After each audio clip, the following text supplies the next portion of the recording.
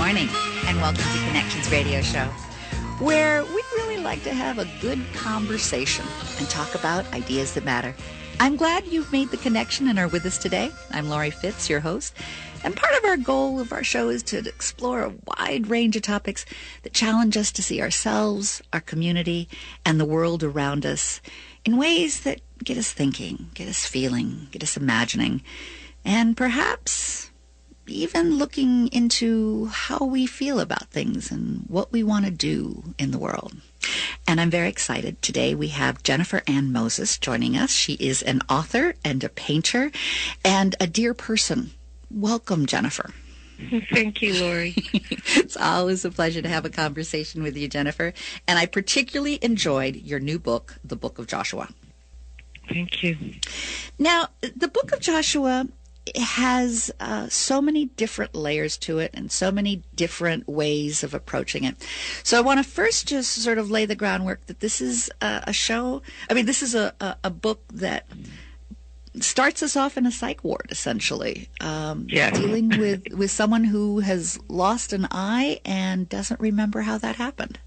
Well, that's exactly right. It is a novel. Uh-huh. It is not a study of a biblical book. It's a novel about a young man named Joshua, and that's why it's the Book of Joshua. It's his story.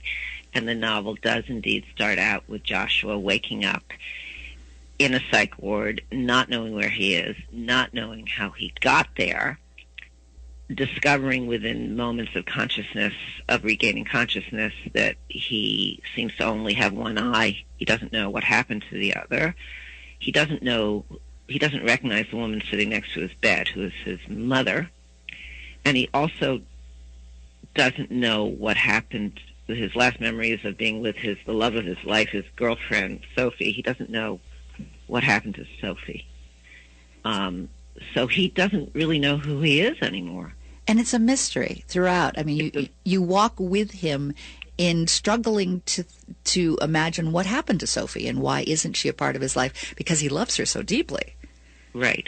So it is Joshua's story, and I like to joke that Joshua's had he learns early that he's had a psychotic break, a schizophrenic break, and he has lost touch with reality.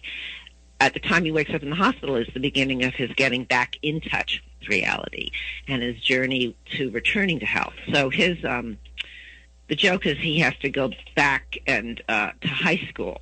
And now that he's regained his enough health to go to high school, he had been in his senior year, his last year of high school, when he started losing his mind, and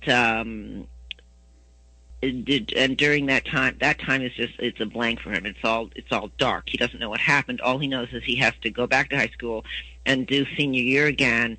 This time he's in class with his own little brother. So for anyone who's in high school now or remembers being in high school, just the very idea of doing a fifth year of high school is enough to push you over the edge. So he's got this double whammy. He has to do 5 years of high school. His own friends have moved on and are in college. And now, last time he was in high school, he remembers himself as having been kind of, a big man on campus. He was handsome, he was tall, he was popular, he got good grades, and he was the star athlete runner. He was a long-distance runner. He was slender and fast. And now he's bloated, he's fat, he only has one eye, he's a big weirdo, and he goes home and his family will not tell him what happened. They say they don't know. Yeah.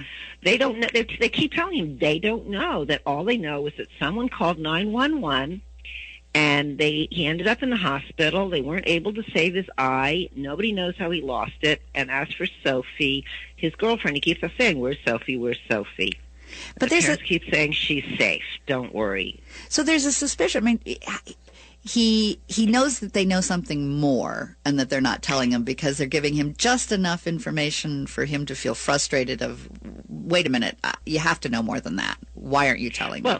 Yeah, he does have kind of a gut suspicion. Mm-hmm. It's not something he's worked out intellectually in his head. Mm-hmm. He has a gut suspicion that they're keeping the truth from him. but he doesn't know why. His mother will tell him, Sophie, doesn't really want to hear from you anymore. You just have to trust that she's fine. He thinks maybe he killed her. Yeah. She's fine. She's fine. She just doesn't want to hear from you anymore because he keeps trying to get in touch with her. He emails, he texts, he calls, he even, he tries to go by. He tries to visit her at NYU where she's enrolled as a student, but she's not there anymore. Mm-hmm. So there's no trace of Sophie anymore, and that's a mystery to him and a heartbreak because he loves her so much. He's desperately, desperately in love with her and has been envisioning that when he and Sophie grow up and finish college, that they'll get married and they'll have a life together. And his parents won't tell him the first thing about her other than that she's alive and well. And his brother won't tell him anything. And he kind of doesn't know, he neither knows what he's done over the past year, which is all dark for him, nor who he is anymore. And it's incongruous to him. It's incongruous to him because the love is so deep, and what he remembers, since he's had this phase where he cannot remember his life, but his last memory is a very loving memory with Sophie. So it doesn't make sense that they're not together. Right. And so at that age, we all remember Yes. at that age you can form extremely intense romantic attachments. And more often than not, those intense romantic attachments dissolve naturally on their own, and you have, another boyfriend or another girlfriend, and eventually you find the one who you married later on in life. But many people marry their high school sweethearts. Mm-hmm. That's not at all uncommon. My own brother married his high school sweetheart. So that's that. He's planning on marrying this girl when he's old enough, and so it's very mysterious to him and very heartbreaking. And on top of everything else, he has to go back to high school, which is mind-numbing just thinking about. Now, right. And now, in approaching this, was there a reason that you were drawn to exploring mental illness, especially young people's, and schizophrenia? Well, I didn't really take on the subject of mental illness or schizophrenia. I really took on the subject of Joshua, this particular character. And the reason this story got embedded in my soul about this particular character is because I myself did have a dear friend in high school who was my first boyfriend in the summer of 1976 when we were both 16 years old. He was my first boyfriend. His name was Danny. He and I met at a summer program in Massachusetts. And we had a summer romance, and it was very sweet. And he was handsome, and he was gifted, and he was athletic, and so forth and so on. And he was from California. I was from Virginia, but we met at the summer program. And we corresponded all year. We were no longer an item. He went back to L.A. I went back to Virginia. We were no longer an item, but we both ended up in college on the East Coast. So we established a friendship. He was very bright. He went to Princeton. That's how smart he was. But during those years, when he was in his late adolescence, late teens, early 20s, this sunny, gifted, handsome, he was freckled on top of everything else boy who was so optimistic and such, sort of the apple of his family's eye, got weird and dark and depressed and paranoid. And he, as Joshua had this fascination and this sort of adoration for Sophie in my novel, the real life Danny was kind of fixated on me personally, and so much so that I went abroad in college. I went to London for my second semester of my junior year. I studied in London, and Danny took his entire junior year to study in Paris. So he was living in Paris and studying whatever he was studying. I don't know. And I flew to London in January to start my semester abroad. And Danny, in the meantime, had come to London from Paris to look for me. And he found me. He found me in London. Wow. This was before the internet. This was before Google. Right. He found me. And I went to my crummy, depressing dorm room, this dismal, dark. I mean, it was like Victorian and scary, and like there he was. Oh my goodness! Waiting for me, you know. So I had this young man in my life, who I kind of loved, and he kind of scared me, and I kind of felt responsible for him, and I was completely out of my depth, of course, and I sent him off, and next thing I know, my mother is calling me. I don't remember where I was. I think I was out of college by now, because Danny didn't graduate college in 4 years. He was on the 5 or 6 year plan because of his struggles, and Mom told me Danny had poked out his own eye. Oh my goodness. He'd had a schizophrenic break and poked out he was at a YMCA in New York City. Princeton campus isn't that far from New York. He'd taken the train in. He'd stayed at the Y. He poked out his own eye, and this image just stayed with me and stayed with me and stayed with me. And many, many years later, he committed suicide. He committed suicide, poor guy. I mean, he was really, really ill. And I may or may not, he may or may not have stayed with me, but in the meantime, his mother, my mother and Danny's mother were friends through the world of Jewish philanthropy. So Danny's mother called me every year on Danny's birthday. Oh. Just to talk. And I always theorized that she wanted to talk to me in particular because somehow to her was a link to Danny when he was innocent, Danny before he went dark, because I never knew him. And Danny when he loved, and getting in touch with someone that he loved links a maybe. Love. Yeah. Maybe. I never knew. I was always very honored by her phone calls, by her emotional trust in me. And there you have it. So this story was just in me, and I eventually wrote it, but it took about 20 drafts to get. I mean, it's not like it popped out all perfect. I wrote and I rewrote and I rewrote and I rewrote. It was a very difficult story to get right. And when I say get right, I don't mean to make it true to the true story, which I didn't write. I didn't write a biographical story about the real Danny. I wrote a novel that came from my imagination, that was inspired, that had its seed in this awful experience that this brilliant, lovely young man's life was robbed. You know, he had a cancer of the soul. I had cancer years ago. Cancer of the body doesn't, well, first of all, I'm fine, but even people who die of cancer, and I've now known many, you know, it doesn't rob you of your soul. Yeah. Danny's cancer, his mental illness, it robbed him of his soul. And that's something that it's just almost the saddest thing there is. It's just so awful. Well, Jennifer, your story touches with such empathy. When I was reading it, I felt, I had an empathy for Sophie throughout it, because how Sophie was being pursued and stalked in a way that I'm sure she felt very uncomfortable.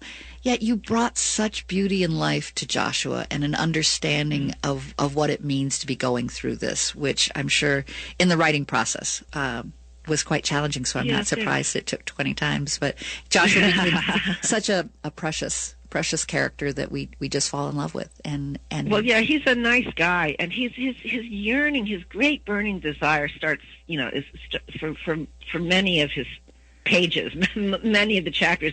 He really just wants to get back together with Sophie, but he moves into, he just wants to know who he is. Yeah. What did he do? And we all do, he? Which is nice, because we're all trying to kind of figure that out. And our time for this segment has run over just a bit.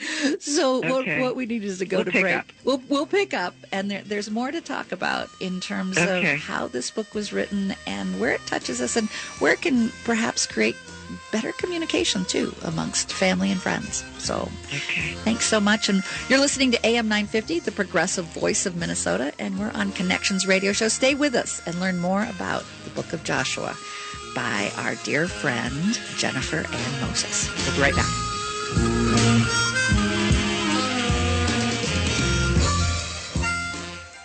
Hi, I'm Noshina Hussein, and I'm from Reviving the Islamic Sisterhood for Empowerment. We are on a mission to amplify the voice and power of Muslim women by reclaiming stories told about us and training our sisters to become leaders in our communities. We imagine a future in which all Muslim women are connected, reflected, celebrated, and emboldened. A future that can only be realized when we see ourselves in positions of power. Our sisterhood is grounded in our faith, which inspires us to show up together and create change in our communities. Together, we rise. I'm Athena Giannakis Karas, and my family invites you to join us at It's Greek to Me on the corner of Lake and Lyndale. Since purchasing this iconic restaurant 2 years ago, our passion has been building upon the traditional by infusing the menu and space with modern interpretations of classic Greek cuisine, sourcing fresh, authentic ingredients and recipes cultivated from our Greek heritage. Your meal will be quintessentially Greek. Find It's Greek to Me at 626 West Lake Street in Minneapolis or at itsgreektomemn.com.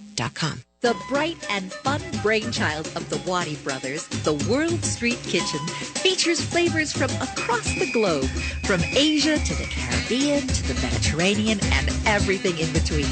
The restaurant serves popular staples, specials, sweets, and cocktails in one friendly spot. What's it like? It's an experience. The red curry chicken burrito slaps you on one cheek and kisses you on the other. Bring your favorite people, order at the counter, sit together and laugh. Eat your crazy, delicious, simple food with big, bold flavors that come together with delicious harmony. And for dessert, enjoy the best ice cream you've ever tasted at Milk Jam Creamery, just next door. Amazing frozen creation by the team behind the World Street Kitchen. Come to Minneapolis Uptown at 2743 Lyndale Avenue South and get a taste of the world. Find out about the tasty goodness at EATWSK.com. That's EATWSK.com. Hi, I'm Dr. Scott Shambot from Shambot Family Dentistry. We're the fear-free, get-you-out-of-pain-now dental office. We always offer a free exam and x-rays for new patients because we believe you shouldn't have to pay to find out what's wrong with your teeth. Call today. We're open early and late and Saturdays to fit your schedule. As my daughter Rachel says, if you don't see my dad, please see another dentist. Take care of your teeth because they're the only ones you get.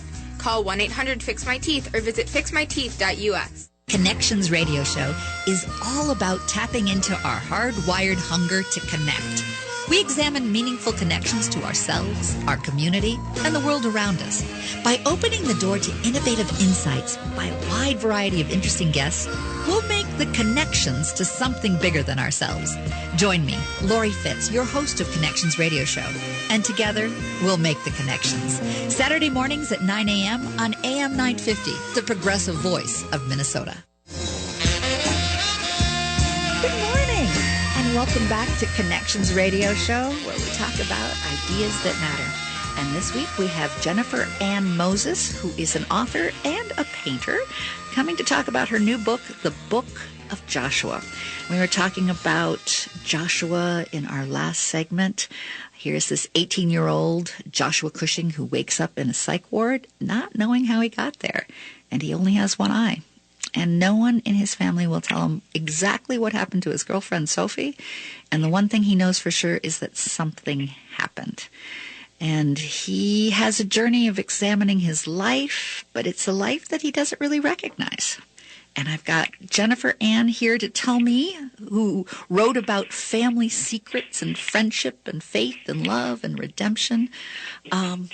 And one of the things that you say about this is that it brings readers into the lives of those who suffer with mental illness, as well as friends and family affected by it.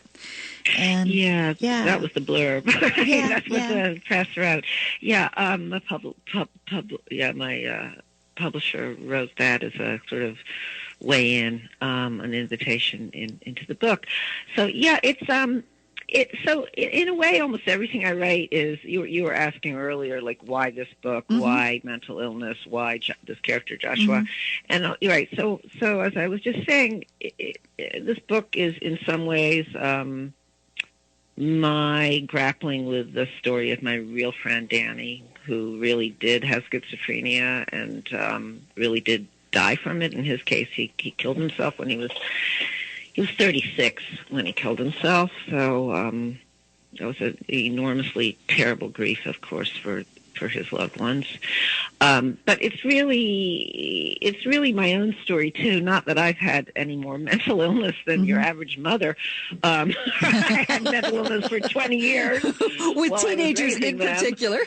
Right, but they're all out of the house, so I don't have that excuse anymore. They're all grown up, but so it's really my own story, and I think I am not even a little bit alone when I say that I've spent most of my adult life trying to figure out who I am, like how I popped out into the world the way I did, and the mystery of my own youth. So nobody in my own particular family of origin. I'm one of 4 kids. My parents were married. My mother died about 15 years ago of cancer. She was in her 70s, so it wasn't like I lost my darling mother when I was a child, when I needed her. I was well into my 40s when my mother died. So on the surface of things in my own growing up years, things were pretty sunny. Everything looked great. But there were a lot of they weren't exactly secrets in my family. They were things that were obvious, that we all knew, but we weren't allowed to talk about it or put it in context. We weren't allowed to call things by their real name in a way, because there was a family mythology that we all kind of were sworn to uphold. We weren't taught this in any specific way. It wasn't like we were sat down by our parents and said, these are the rules of the house, and if you don't obey, there are going to be consequences. Right. It wasn't anything like this. My parents weren't particularly punitive. But there was a culture. There was a culture in every family that says these are the rules and the unwritten rules and ones that you just... And it's interesting. These were the unwritten rules, and in my family, they were very corrosive. And one by one, we all came out absolutely friggin' nuts. So... I mean, I'm serious. Yeah. And in my own case, it was enormous depression and anxiety, and I was able to combat all of that just by my sheer drive and ambition. And thank God, I mean, I had many blessings too, including kind of most prominently that my parents were huge advocates of education.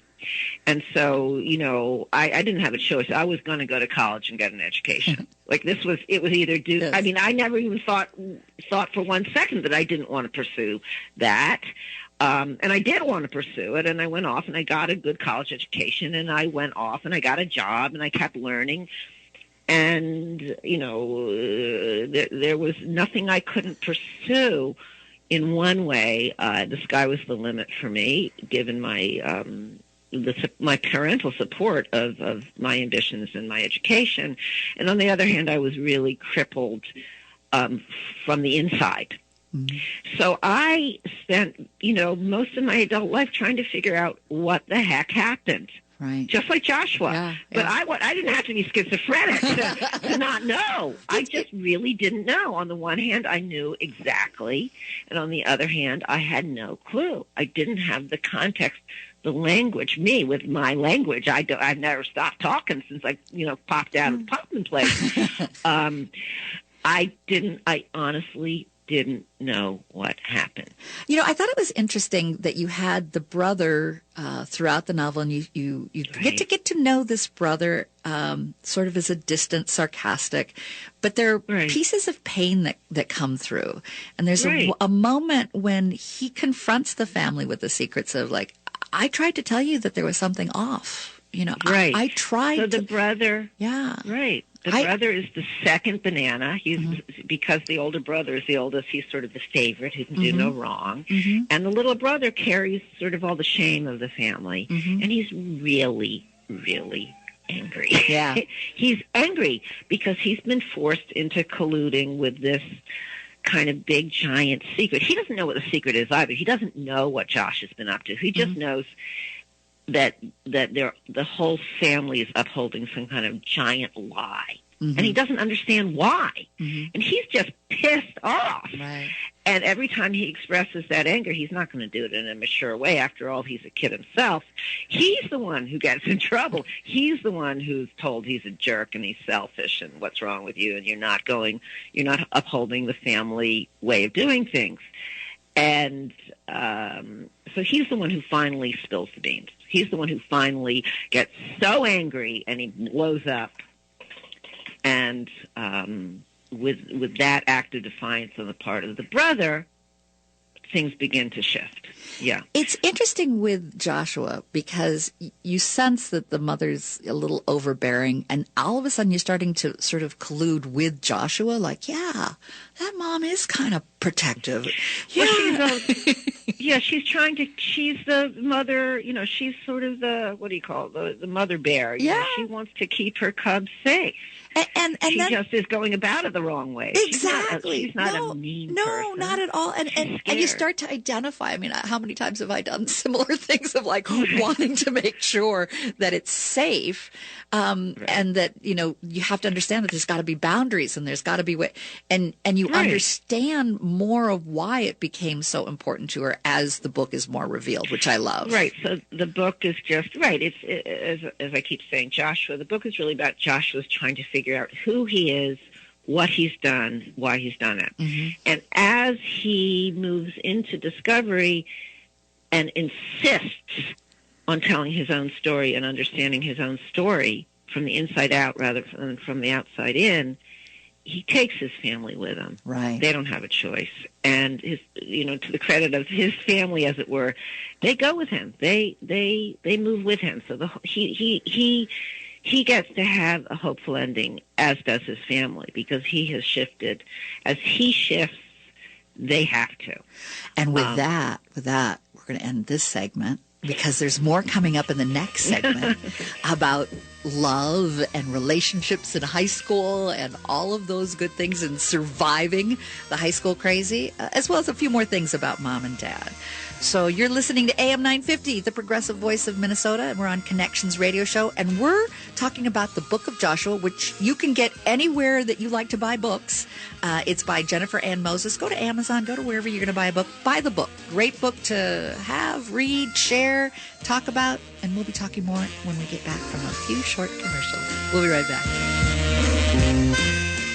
St. Paul's Payne Avenue historic Brunson's Pub has a special charm you feel instantly as you walk through the doors. Owners Tom and Molly encourage you to come to their cozy pub and celebrate the holidays with great food and drink. Brunson's Pub gives you a taste of history and inspires you to make a little history of your own. Tom's first job at 17 was a busser at a local East Side restaurant. The attraction to hospitality was immediate. The energy, the community, the living history. He knew his future then. Not long after, Tom met Molly while both working at a St. Paul pub.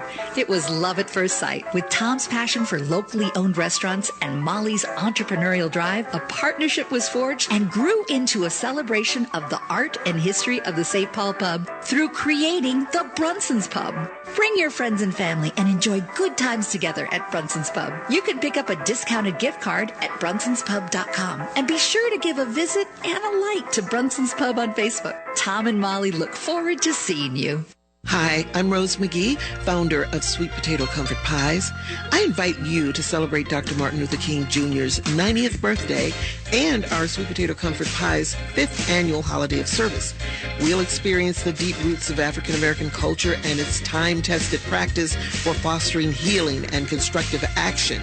In the South, where Dr. King led his groundbreaking work for civil rights, sweet potato pie has always been the sacred dessert of Black culture. On Saturday, January 19th at Calvary Lutheran Church in Golden Valley, volunteers will bake 90 pies in honor of Dr. King. Then on Sunday, January 20th at Brookview Community Center in Golden Valley, community members will share their own stories to promote racial solidarity and healing, and together will determine who to recognize with a pie for comfort or courage. So to bake, register, or donate, please email us at sweetpotatocomfortpies@gmail.com. Together, we'll keep our eyes on the pies. Gandhi Mahal is a full-spice Bangladeshi Indian restaurant. The owner, Rahel Islam, comes from the Flavor Village in Bangladesh, and he is pleased to offer you dishes cooked from passed-down family recipes.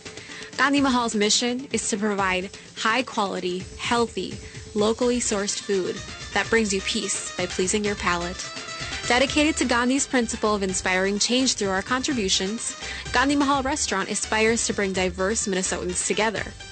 We invite you to join Gandhi Mahal celebration for New Year's Eve.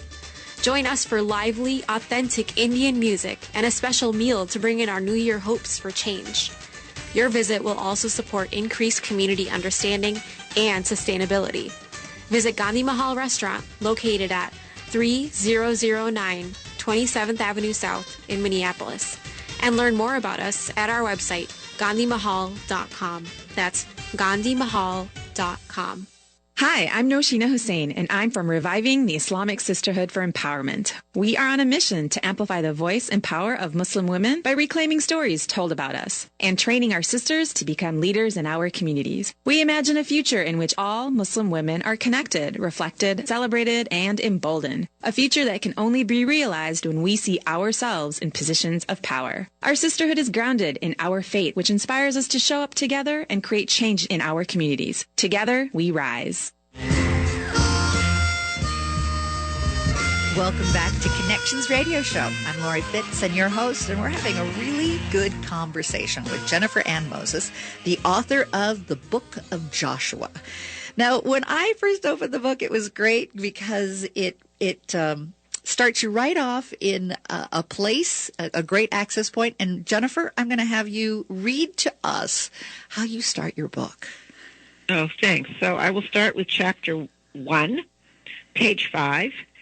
Dear Admissions Committee, I recently read an article in the newspaper that said that more and more high school seniors are writing essays about things like their genitals or the trauma of walking in on their parents in mid-private parental activity or the year they spent eating their own toe fungus. The point of the article is that there are kids so desperate to go to their first choice college that they'll write about just about anything in order to stand out against the crowd of your usual overachieving kids. Whereas the best I can do in the bragosphere is the following. I eventually passed all my classes. And I'm going to skip to the end of the chapter. The worst of it, even though I had been told about my superhuman days, about what I'd done or said, I couldn't remember any of it. All I knew was that I'd somehow disposed of my left eye, that my girlfriend, the girl I loved, Sophie, the last person I remembered seeing before I woke up in the hospital with bandages on my face, that Sophie was untraceable, as in vanished, abducted by aliens, gone.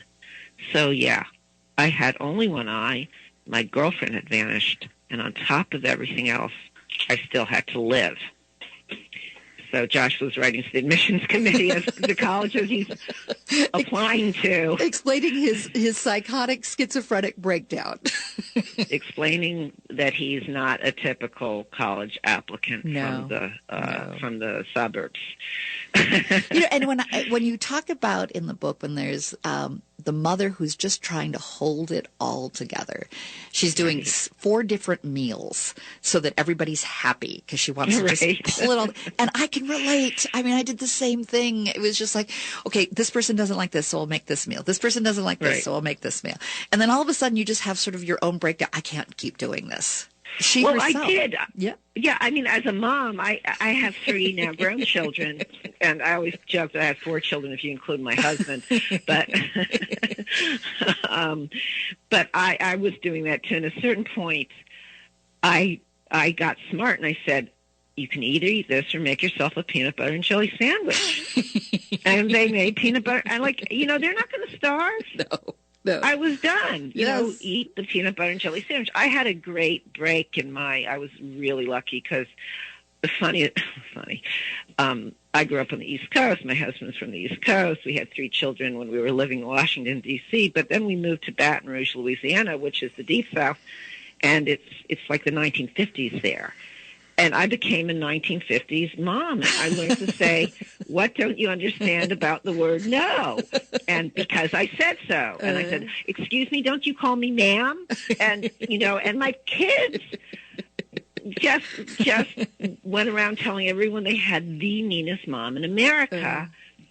And now that they're grown and all of them in their 20s, my eldest will be 30 on his next birthday, they've all thanked me. Yeah. Because I was mean. No, I wasn't mean. I was firm. But I think I wasn't their friend. Right, and I think Joshua has that respect. I mean, he confronts his mom on lots of things, and you know that there's something a little off with Joshua when he needs to, have his stuffed animal, and he's in high school. So you're knowing that there's something kind of quirky. You know that the mother loves him. She's trying to protect him, but you're right with Joshua trying to figure out, okay, but why is this all happening?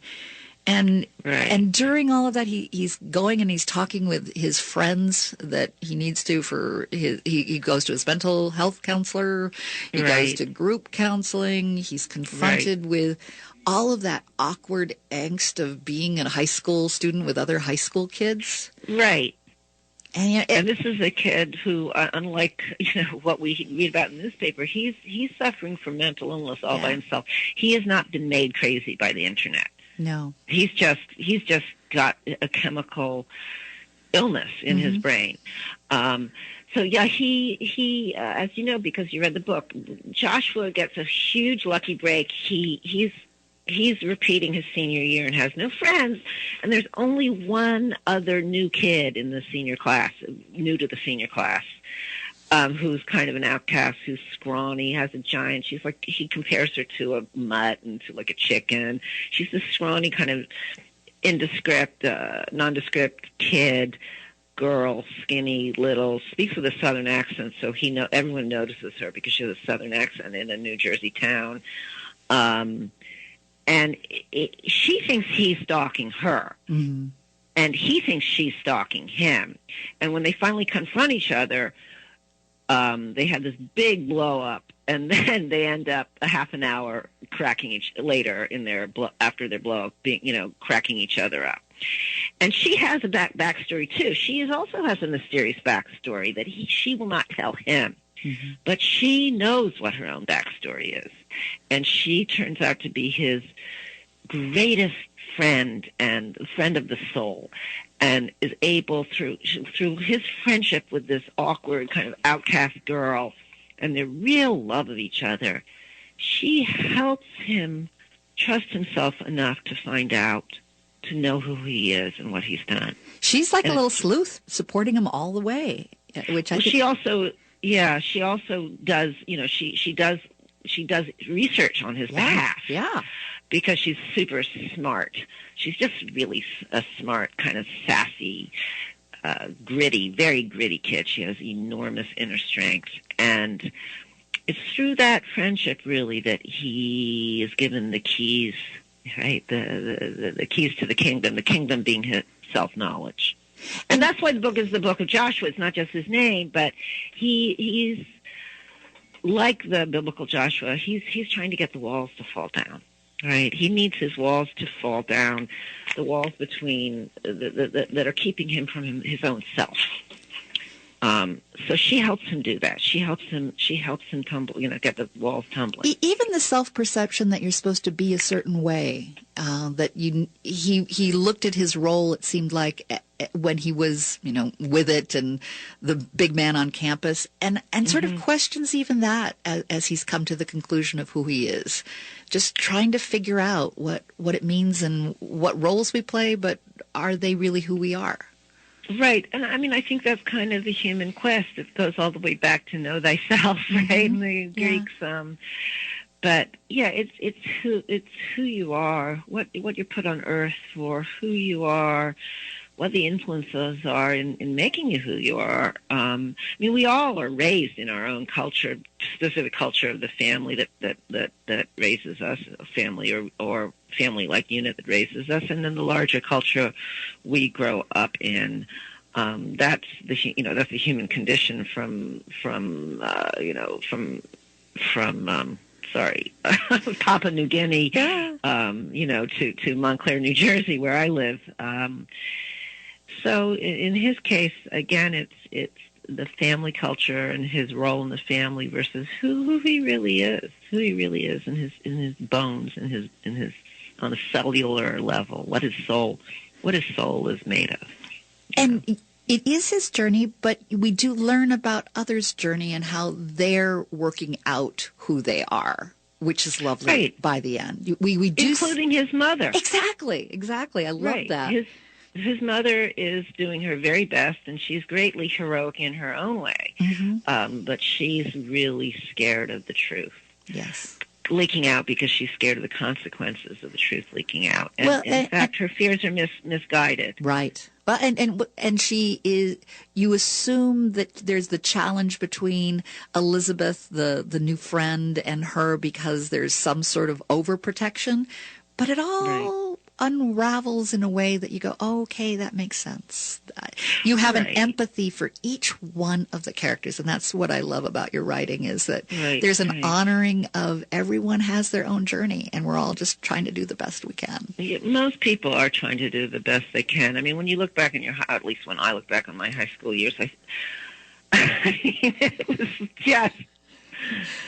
Really, I mean, we really should have all been medicated to go. Yes, and more on that. Because it was just torturous. Yes, and more on that. Torture. Yes, and more on that in our next segment. I've got to go out of this one, but I do have to admit, Jennifer and I were at the same high school, so we've got some good high school memories. So we'll be right back. We'll share more about the Book of Joshua. Wonderful book. I highly recommend it for your family, for friends, for kids you know, for schools. It's a great book. It's called The Book of Joshua by Jennifer Ann Moses, and we'll be right back.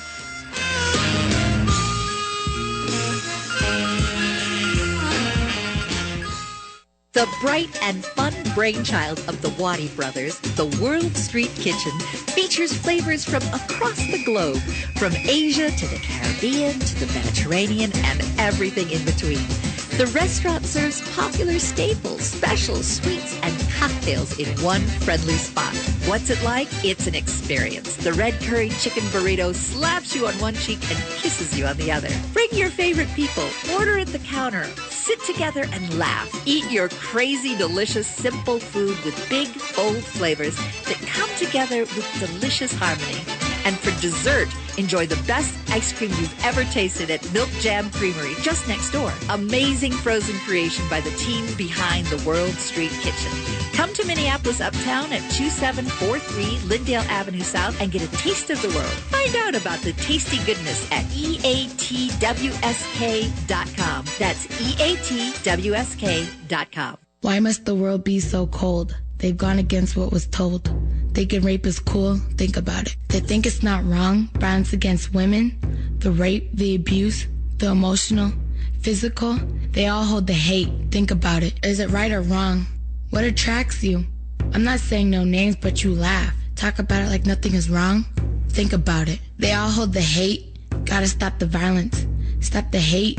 Think about it. Sponsored by the Minnesota Indian Women's Sexual Assault Coalition. Hello, humans. This is me, Ellie Krug, with Ellie 2.0 Radio on Monday mornings from 7 to 8 a.m. This week's Idealist broke the color barrier in TV news on the West Coast. You've never heard of Belva Davis, but she's one of those giants on whose shoulders others stand today. Then the big interview is with Tom Disick, a local idealist whose philosophy about giving back has made the world a better place. Ellie 2.0 Radio, engaging and real on AM 950, the progressive voice of Minnesota. Greetings, my name is Michael Dardis. I'm excited about my new novel, a historical fiction titled The Dark Side of the Sun. The novel follows 6 families over 40 years with their struggle for survival and freedom. This is about the relationship of ordinary people, living through hard times and 2 wars. They make difficult decisions to maintain their love and honor to each other and to their country. Wrapped in this struggle is a real mystery that could have changed the course of World War II. The Dark Side of the Sun has received 5-star reviews on Amazon and Goodreads. Read the details on the actual history behind the book and follow my book signings and other appearances at michaeldardis.com. The Dark Side of the Sun will make a wonderful gift for any reader on your holiday shopping list. You can purchase my novel at michaeldardis.com. That's michaeldardis.com.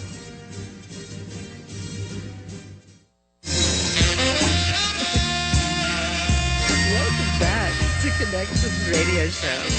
We've been having a great conversation today with Jennifer Ann Moses. She is an author and a painter.